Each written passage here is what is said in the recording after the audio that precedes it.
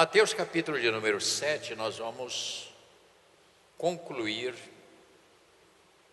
esta primeira parte deste Sermão do Monte. E eu tenho chamado a atenção, irmão, no bom sentido, para que você observe que é importante. Eu ontem estava lendo com a minha neta lá, estava lendo um assunto lá no colégio, onde ela foi lendo uma placa lá, e eu fiquei, ela novinha, né, vendo a importância das vírgulas, não é? Ponto, para dar sentido às frases, né? E aqui você descobre nesta leitura, que é capítulo 7, verso 24, o Senhor fala sobre os dois fundamentos. Esses dois fundamentos aqui, quem coloca é a sociedade bíblica, porque fala de dois aspectos. Mas você tem que entender que Jesus, ao concluir este sermão, ele profere aqui uma palavra de segurança. Preste bem atenção, ele profere uma palavra aqui de segurança. E eu creio que é importante a gente olhar os detalhes que ele deixou aqui. Vamos então acompanhar. Eu vou tentar ler. Se eu tropeçar, você me perdoe, mas eu me prometo que dentro já está. Agora eu peguei a lista lá do hospital onde eu vou fazer um trabalho inicial, lá da clínica, para poder operar. Daqui a pouco eu estou enxergando até formiga no escuro. Cuidado comigo que eu vou enxergar mais, hein, meu filho? A minha mulher, eu fiquei com esse problema, ela teve muito ruim da vista, agora enxerga demais. Lê até bula de medicamento, está bem, graças a Deus. Vamos então, por gentileza, vamos prestar atenção na leitura. Ele diz assim: todo aquele, pois, que ouve estas minhas palavras e as pratica, será comparado a um homem prudente que edificou a sua casa sobre a rocha. E caiu a chuva, transbordaram os rios, sopraram os ventos e deram com ímpeto contra aquela casa, que não caiu, porque fora edificada sobre a rocha. E todo aquele que ouve estas minhas palavras e não as pratica, será comparado a um homem insensato que edificou a sua casa sobre a areia. E caiu a chuva, transbordaram os rios, sopraram os ventos e deram com ímpeto. Os ventos vieram, deram com ímpeto contra aquela casa. E ela desabou, sendo grande a sua ruína. Leia os edificadores de casa na areia. Leia mais uma vez. Pode ler em voz alta. Verso 27. Caiu a chuva, transbordaram os rios, sopraram os ventos e deram com ímpeto contra aquela casa. E ela desabou. E quando completou esta palavra, diz o texto, e quando Jesus acabou de proferir estas palavras, estavam as multidões maravilhadas da sua doutrina, porque ele as ensinava como quem tem autoridade e não como os escribas, que mandavam fazer, mas não faziam eles. Querido Pai, bondoso Deus, permita-me transmitir para o coração dos teus filhos esta manhã esta palavra. Permita-me, ó Deus, com a tua graça nesta manhã, ajudar, Senhor, o teu rebanho, a tua igreja e também a mim mesmo. Que esta palavra nos ajude a nos despertar para a importância do ouvir e do praticar a tua palavra. Portanto, Pai, unge-nos com a tua graça, unja-nos com a tua graça, para que esta palavra venha fluir de uma maneira graciosa para cada um de nós, em nome de Jesus. E todos digam amém. Pode sentar, por favor. A porta da obediência. Isso é muito importante, irmãos. Eu vou ser um pouquinho devagar para poder não atropelar. Não adianta nós lermos a Bíblia, lermos, conhecer tudo que fala da Bíblia, conhecer a vida, se você não tem nenhuma disposição em obedecer. Se não está no nosso íntimo o obedecer. E a palavra do Senhor diz que obedecer é muito melhor do que sacrificar ou fazer. Deus não precisa que você faça muita coisa, nem eu. Ele precisa que nós a obedecemos a sua palavra, porque na palavra dele ele tem todo o conteúdo o qual irá alimentar a nossa vida no decorrer da nossa jornada. Portanto, o que torna uma vida cristã sólida, bem alicerçada, são os fundamentos que colocamos como base.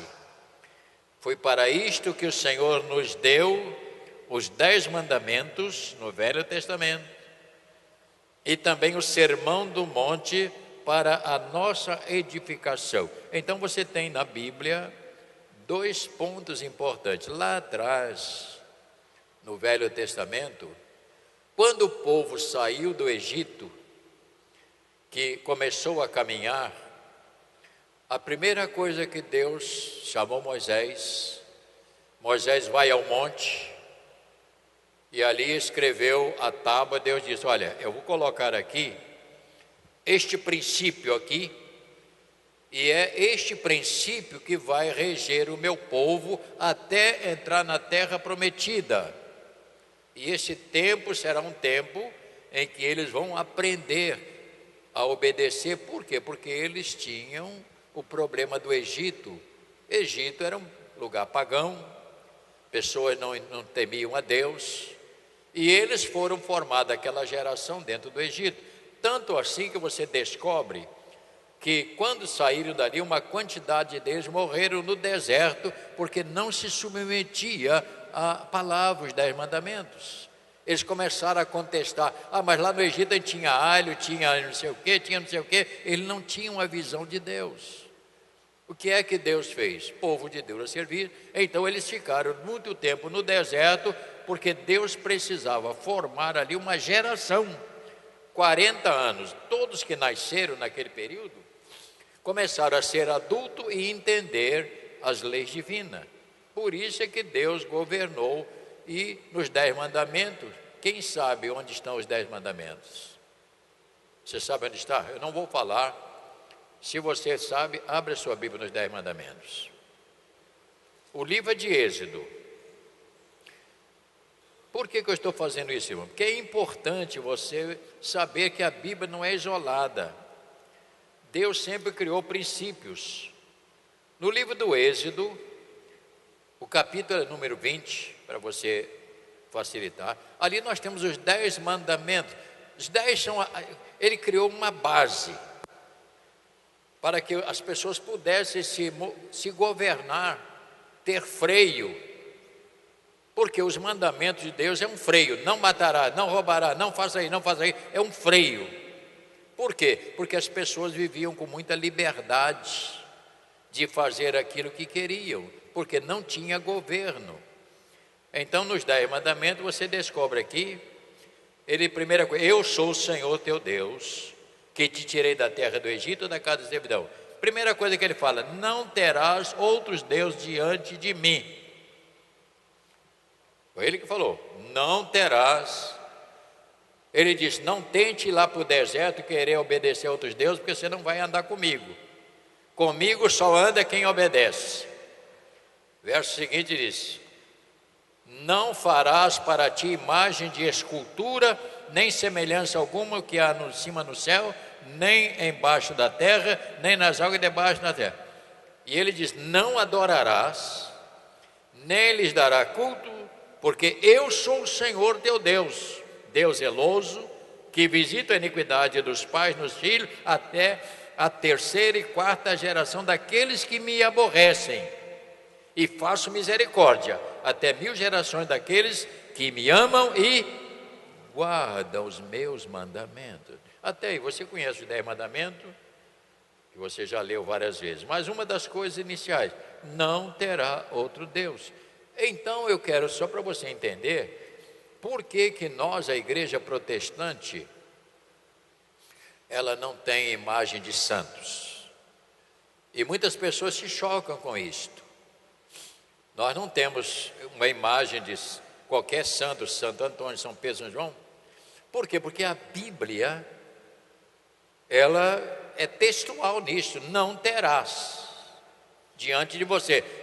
Deus está dizendo em outras palavras: eu não quero ser substituído por qualquer imagem. Eu quero que você entenda que eu sou o único Senhor. Por isso é que nós não temos isto, e muitas pessoas se chocam. Ah, não, mas aquilo é só para gente. Não, meu irmão, não é não. Ouça bem: ou você obedece à palavra de Deus, ou você está fora do contexto, porque Deus não permite tal. Você precisa então entender que Deus é o único, só Ele adorarás, só Ele dará culto. Ele está dizendo aí. Então eu não posso colocar qualquer imagem que lembre Deus, porque Deus não precisa ser lembrado, porque nunca ninguém viu Deus. Nunca ninguém viu. Quem é São Pedro? Pedro foi um bom evangelista que morreu.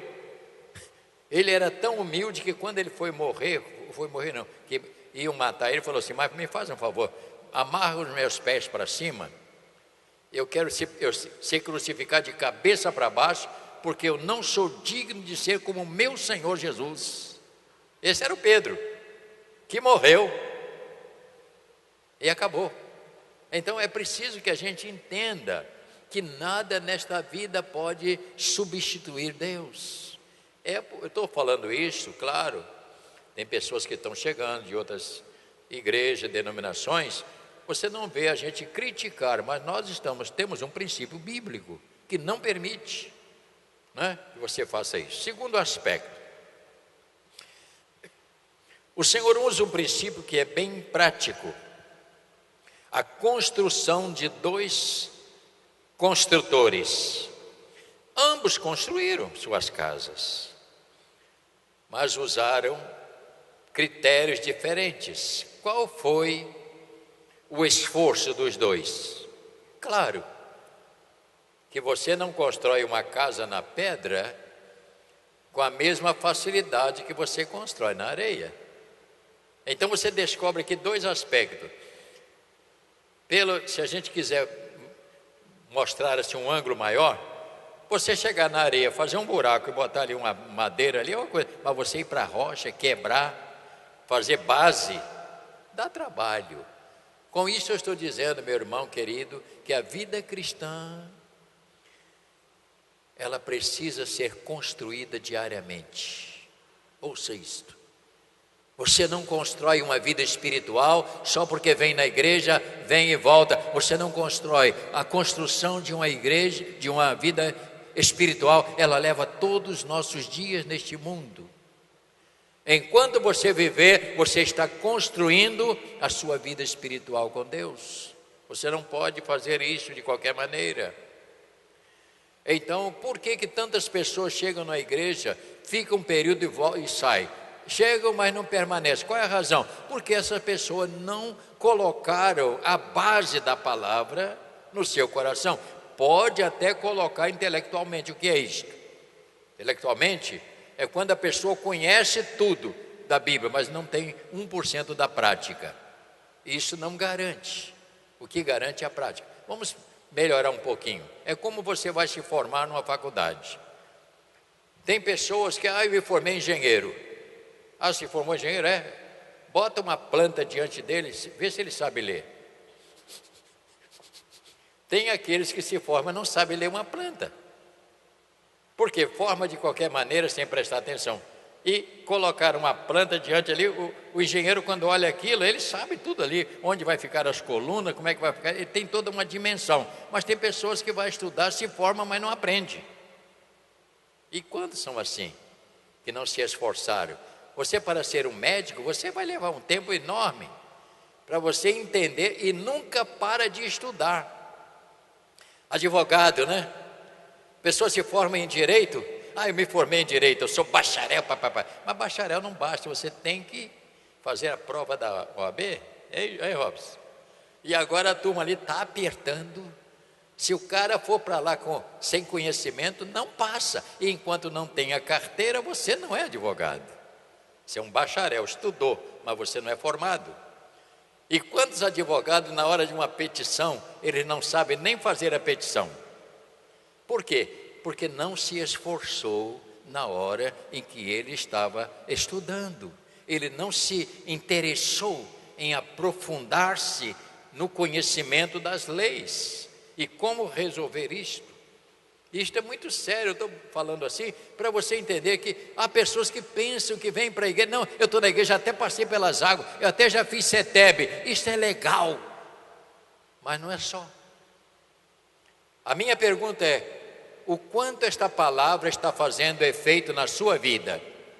O quanto ela nos mudou? O quanto ela nos freou das coisas que não devem ser feitas? Aí é o efeito da palavra. Então a construção, ele diz: quem construiu na areia, também construiu. Quem construiu na rocha, também construiu. Agora você descobre, Jesus usou. Por quê? Porque era muito comum na Palestina, tinha muitas casas eram feitas com tijolos de barro sem queimar. E quando vinha essas enchentes, se ela não tivesse bem alicerçada, derrubava tudo. Então ele usou um exemplo que era comum na Palestina, porque lá os rios eram muito secos durante todo o verão, no inverno é que enche. E quando ele enchia, era uma coisa tremenda, e aquelas casas que estavam mal construídas, ele batia e levava. Por isso Jesus disse: você não pode construir na areia, você tem que construir na rocha, aprofundar-se as suas raízes, para você poder ter uma vida espiritual sólida. Aí você está na igreja, alicerçou, vem uma pessoa, fala um troço com você, tudo bem, mas você não deixa aquilo entrar. Por quê? Porque você tem bloqueio, botou a palavra de Deus como base da vida. Há pessoas que não ficam na igreja, não estou na igreja porque fulano está na igreja e faz isso, faz aquilo. Você não tem que olhar para a vida dos outros, você tem que olhar para você mesmo. Eu não vou pegar exemplo na minha vida de quem está falhando, eu busco exemplo de quem vence.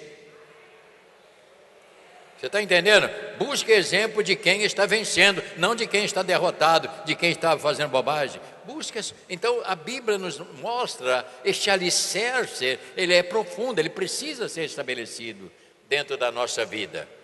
E eu já fiz algumas construções. Esse prédio aqui, por exemplo, pessoal que está na galeria, você está sentado aí dentro de você não é capaz de saber a quantidade de pedra e cimento que você está sentado em cima aí.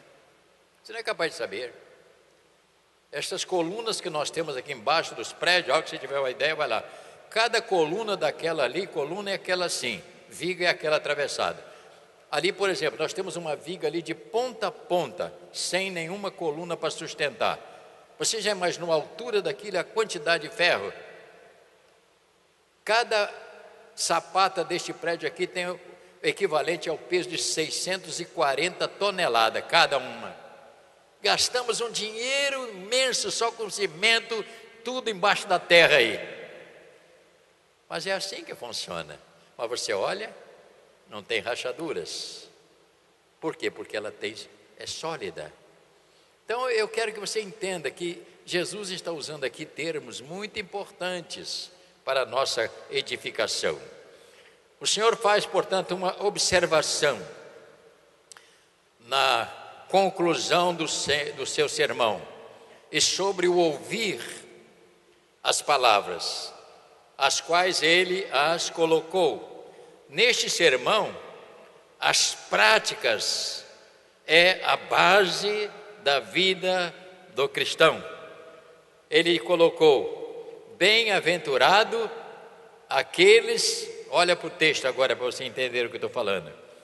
Todo aquele, pois, que ouve estas minhas palavras, e o que que tem? E as pratica. Ele não está dizendo só ouve. Ele está dizendo, tem o exercício da prática, o praticar a palavra. Fazer esta palavra ser viva dentro do nosso coração. É o que ele está dizendo aqui nesse texto, para que nós possamos. Então, quais são? Tudo aquilo que você já ouviu para trás. As duas estradas, os falsos profetas. Jesus ensina a orar. Volte a página para trás para você ver. Capítulo 6, verso 24. Ninguém pode servir a dois senhores. Verso 22. A luz e as trevas são os olhos, a lâmpada, o juízo temerário. Ele está dizendo aqui, se voltar ao capítulo 5, 6, 7, você vai ver que ele criou toda uma base. E quando ele então conclui no capítulo 7, verso 24, é que ele usa essa expressão: todo aquele que ouve estas minhas palavras, quais? Do capítulo 5, 6 e 7, onde ele colocou a base que governa a vida do ser humano, para que você exercite bem a sua vida espiritual. E às vezes nós lemos uns textos assim, é tão prático, né? Ah, porque a casa está na areia, vê o vento. Meu irmão, cuidado que o vento na sua casa, cuidado que... Eu poderia parafrasear dizendo que todo aquele que tem uma vida espiritual rasa, rasa é o quê? É aquele que não leva a sério.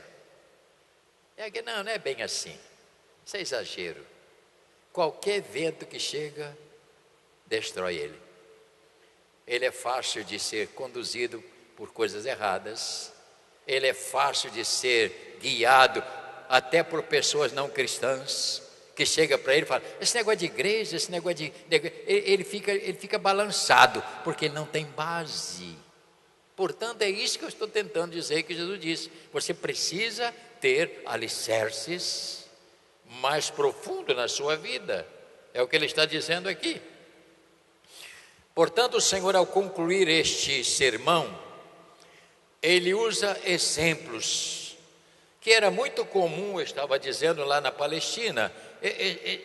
É preciso você entender que ninguém forma uma vida cristã sem que haja este sacrifício. É um sacrifício. Você pensa que levantar de manhã cedo, mudar a roupa, vir para aqui, isso não é uma coisa fácil. A maior parte não gosta, né? A maior parte, eu quero gozar a vida. O que é gozar a vida? Fazer bobagem? O que é gozar a vida?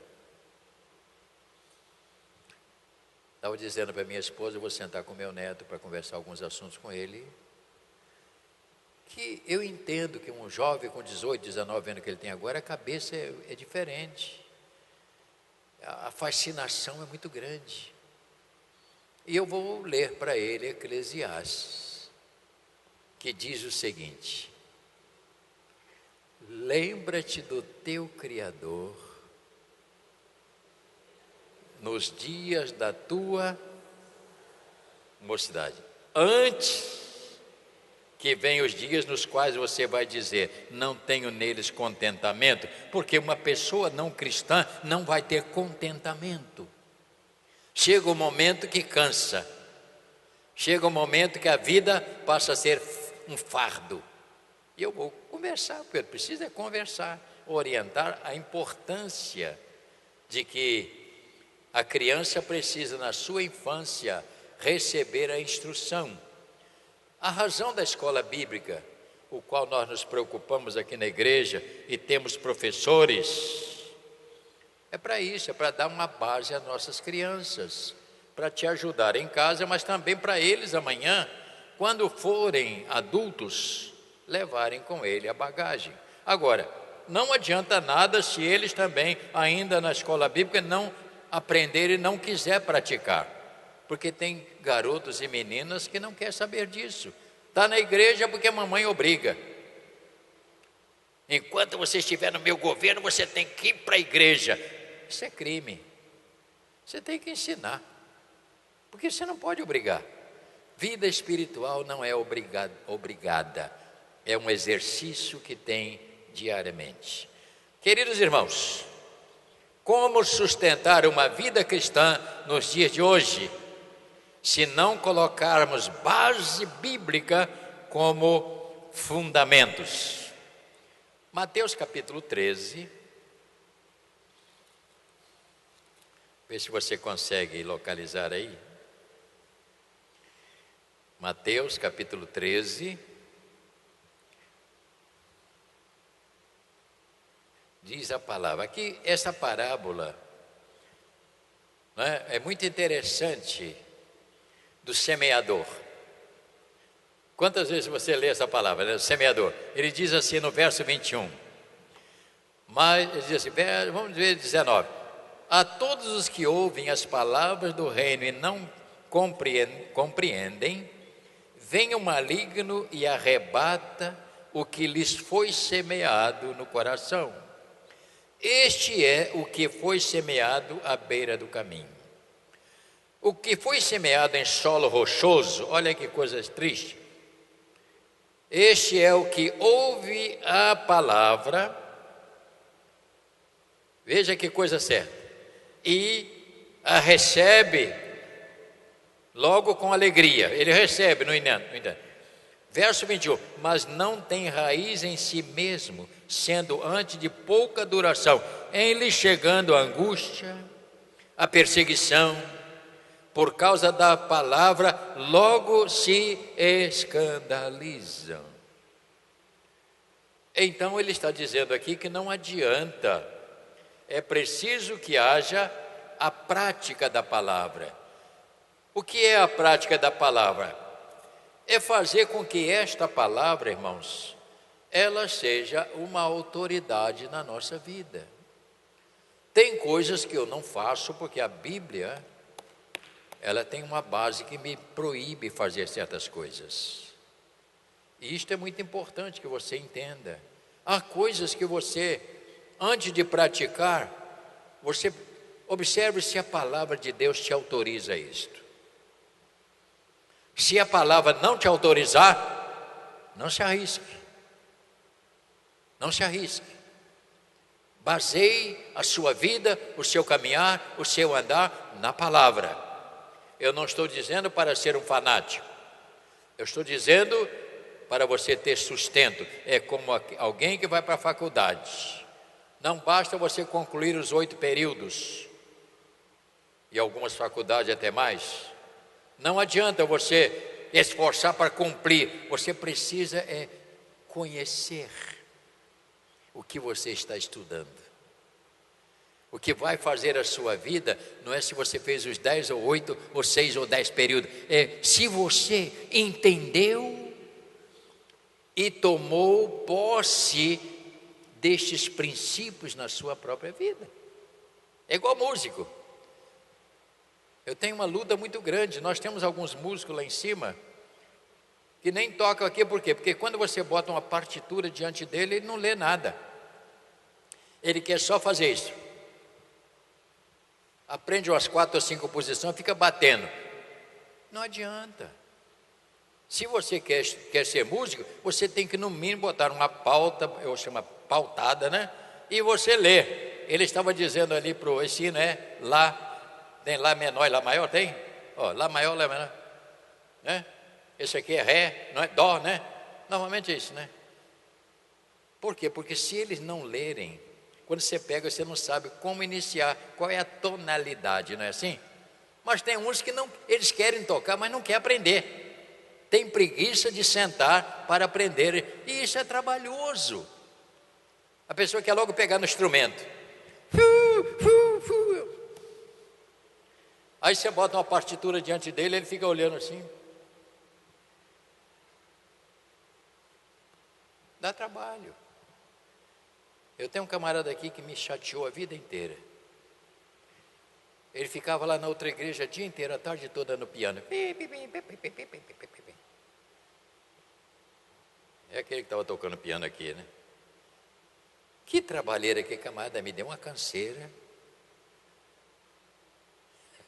Ele está por aí em algum lugar, ele se esconde, ele não fica aqui na frente não. Ele foge, né? Capaz de ter arranjado namorada, né? E eu já falei que músico aqui na igreja não pode ter namorada, já falei. Você tem que namorar o instrumento. Mas me deu trabalho, mas olha quanto tempo ele ficou ali, né? Quanto tempo ele ficou ali? Ficou. Eu não sei se ele lê partitura, lê? Olha o que ele falou para mim. O que significa? Mais ou menos. Mas por que não pode saber total?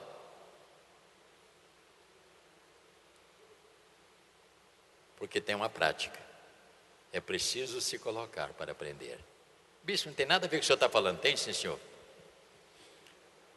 Quantas pessoas hoje estão sofrendo por não ter colocado base na vida profissional? Quando chega uma pessoa para trabalhar, eu faço qualquer coisa. Esse não faz nada. Quem faz qualquer coisa não tem definição. Você tem que ter uma profissão. Nem todo mundo pode estudar, fazer nível superior, mas você pode aprender uma profissão boa. Eu tenho um carpinteiro que trabalha lá em casa, que quando precisamos aqui na igreja, ele é excelente carpinteiro.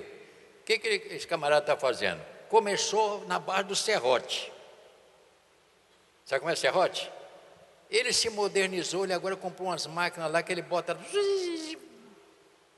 E ele está o que ele está fazendo? Aperfeiçoando a sua profissão para ter uma coisa chamada padrão de qualidade. E ele pega muitas obras lá no Rio de Janeiro, lá em Ipanema, Leblon. Por quê? Porque ele hoje tem um padrão. Mas é um carpinteiro e ganha um dinheiro melhor do que muita gente que talvez esteja no emprego há muitos anos. Por quê? Porque ele aprendeu e se dedicou. Então eu fico pensando assim, é preciso que você se qualificar para alguma coisa, senão você vai viver a vida inteira sofrido. Portanto, sofrendo por não ter colocado base na vida profissional, não estudou, não aprendeu uma profissão. Em Daniel, vou encerrar agora com você, Daniel, vamos ler que livro, esse livro de Daniel para mim é uma coisa fantástica. Daniel é depois de Ezequiel. Depois de Ezequiel vem Daniel. Olha que coisa fantástica. Eu quando eu vi esse exemplo aqui, digo, meu Deus do céu, isso é bom demais, né? Daniel capítulo 3.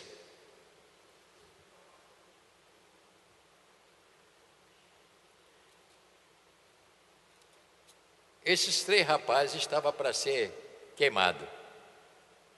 O camarada falou assim, eu vou torrar vocês. É igualzinho que tem gente que vai para o inferno e assim, vai ser torrado lá. Mas tem gente que não gosta. Capítulo 3 de Daniel, verso 16. Olha que coisa fantástica de quem tem uma base espiritual, que crê. Veja lá então comigo, por gentileza, 3,16. Vamos lá. Responderam Sadraque, Mesaque e Abednego ao rei: ó Nabucodonosor, quanto a isto, ele diz, não necessitamos nem de responder. Se o nosso Deus a quem servimos quer livrar-nos, Ele nos livrará da fornalha de fogo ardente e das tuas mãos, ó rei. Se não, fica hoje sabendo, ó rei, que não serviremos ao quê? Aos teus deuses, nem adoraremos a imagem de ouro que levantaste. Você entendeu o que é uma pessoa que tem base? Ele sabia quem era Deus. Ele sabia que Deus iria guardar e se queimasse também Deus levava. Eu estou dizendo, o que isso me dá como resposta? É que ele tinha uma base. Eu deixo essa palavra com os irmãos para você entender. Esforce-se o mais que você puder por conhecer a palavra. E não só conhecer, mas exercite a prática. Por que eu não faço isto? Eu sou uma pessoa... Tem coisas... o sinal está vermelho, mas não vem nenhum carro. Mas o sinal está vermelho.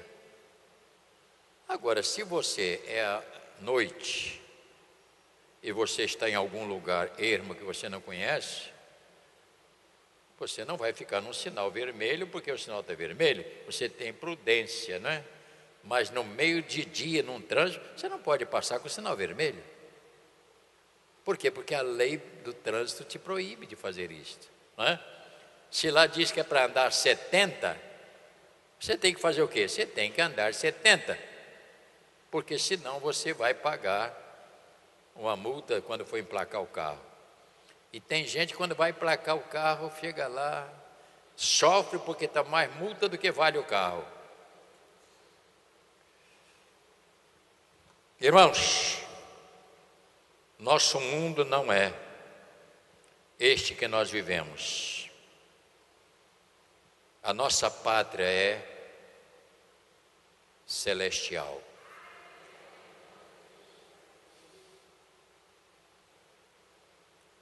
A nossa pátria não é esta. Quero concluir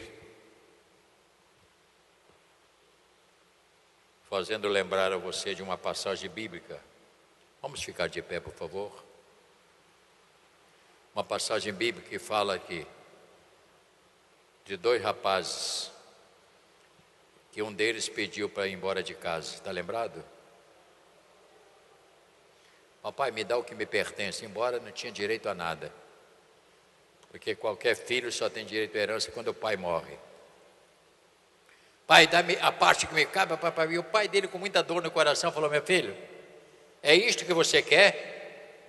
Eu não sei se o pai dele falou isso. Olha, meu filho, aqui em casa você tem casa, comida, proteção, tudo é seu, tudo aqui pertence.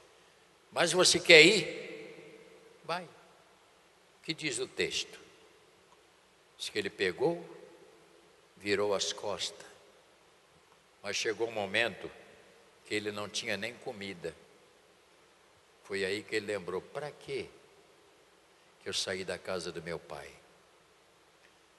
Com esta palavra eu estou dizendo, há pessoas que abandonam a igreja, abandonam a Cristo com muita facilidade, mas você lá fora neste mundo, você não vai encontrar nada para te proteger. Você será um homem ou uma mulher, ou uma moça, ou um jovem completamente descoberto, e que vai servir só para escândalo lá fora. Portanto, mantenha sua vida com Cristo, mantenha o seu coração alinhado com a vontade de Deus e diga: Deus, haja o que houver, eu vou te servir, mesmo nas dificuldades. Bem-aventurados os que ouvem a minha palavra e as pratica, disse Jesus. Dê a mão a quem está ao seu lado.